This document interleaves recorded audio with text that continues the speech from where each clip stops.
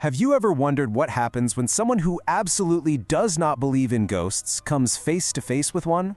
Well, today we're diving into a chilling first-hand account of a family who moved into their new home only to find out they weren't exactly alone.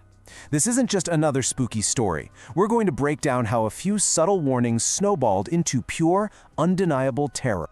And this quote right here, it really says it all. The woman telling the story wasn't just some casual believer. She was a firm skeptic. For 27 years, even with a love for all things supernatural, nothing had ever touched her life.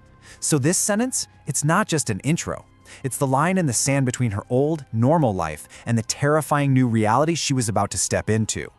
Okay, so let's set the scene. The year is 2004.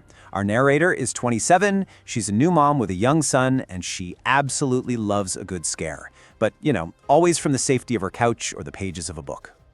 And right here is the real conflict, you see. On one hand, she's a huge fan of the genre. She loves the thrill, the stories. But on the other, she's a total skeptic. For her, ghosts were nothing more than fiction. And this is so important because it tells us she wasn't out there looking for ghosts. They came looking for her. So, how does a confirmed skeptic wind up in a haunted house? Well, it was a perfect storm of things we can all relate to. Her husband, Nalan, gets back from working abroad, and they need to find their own place and fast.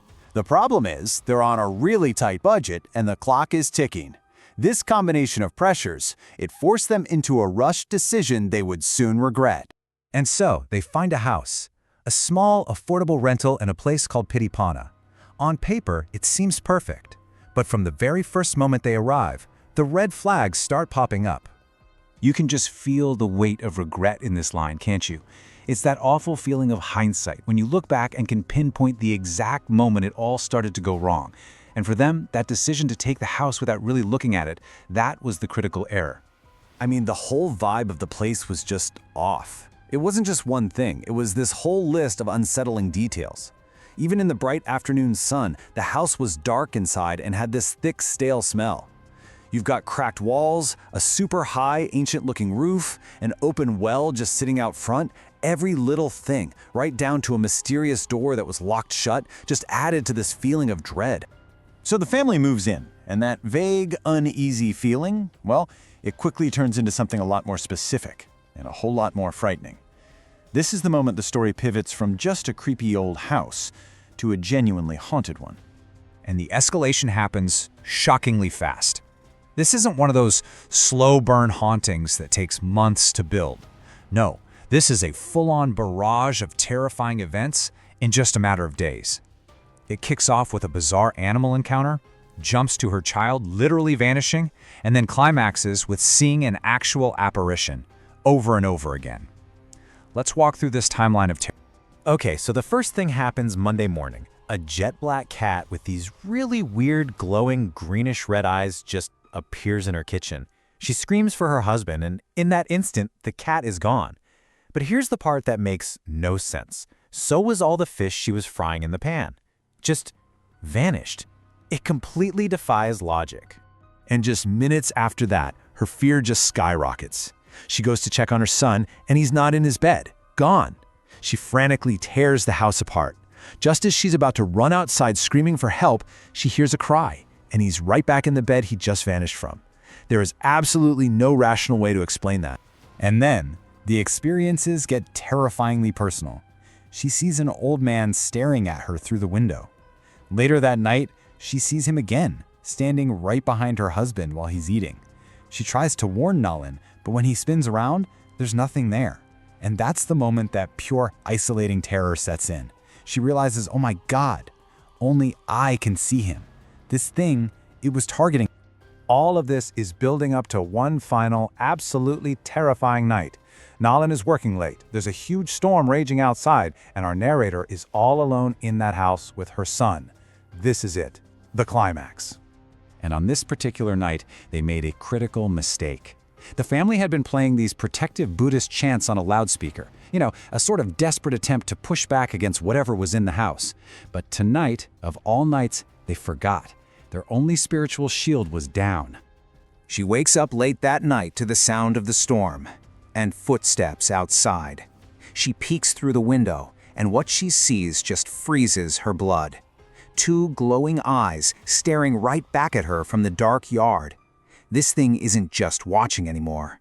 It's waiting. Then the psychological terror just cranks up to 11. There's a knock at the front door. A voice calls out her name. But when she opens it, nothing. Just the old man, standing further away in the yard. The entity is literally trying to lure her outside, to get her to cross that threshold. Before she can even begin to process what is happening, in the blink of an eye, the figure is no longer outside. He's inside the house, with her and her child. That final barrier of safety has just been shattered. She screams, runs out into the pouring rain, and just collapses. When she comes to, her husband and her neighbors are all around her.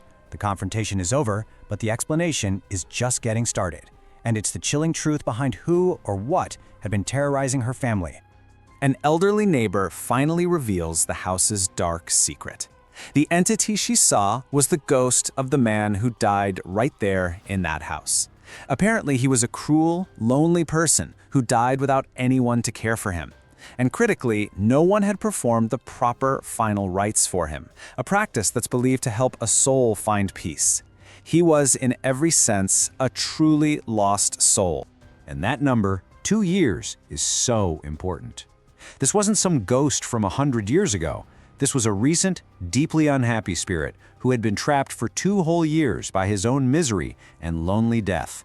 His suffering never ended, and all that tormented energy just lingered, poisoning the house for anyone who dared to live there. And that was it. There was no debate, no second guessing. After learning the truth, the family packed up what they could and left that very same day. They never spent another night in that house, abandoning it and its ghostly inheritance for good. This final thought from her really captures the big lesson, doesn't it? This whole ordeal wasn't just about a ghost. It was about the danger of rushing into huge life decisions without understanding the hidden history and the energy of a place. She had unknowingly accepted an inheritance she never ever wanted. And that kind of leaves us with a lingering question. Every place we live in has a history, right? It's filled with the lives and the emotions of everyone who came before us. This story is a chilling reminder that sometimes those histories don't stay in the past. It really makes you wonder, what story does your own home have to tell?